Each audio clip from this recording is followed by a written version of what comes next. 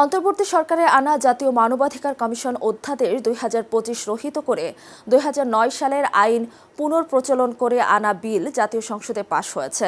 জাতীয় সংসদের প্রথম অধিবেশনের ১২তম দিনে বৃহস্পতিবার বিরোধী দলের আপত্তির মুখে বিলটি কণ্ঠভোটে পাশ হয়। বিলটি উত্থাপনের বিরোধিতা করে কুমিল্লা ৪ আসনের সংসদ সদস্য হাসনাত আবদুল্লাহ বলেন, আজকে যারা সরকারি বেঞ্চে রয়েছেন তারা ২৪ জুলাইয়ের আগে হলে এই বিল পাশের বিরোধিতা করত।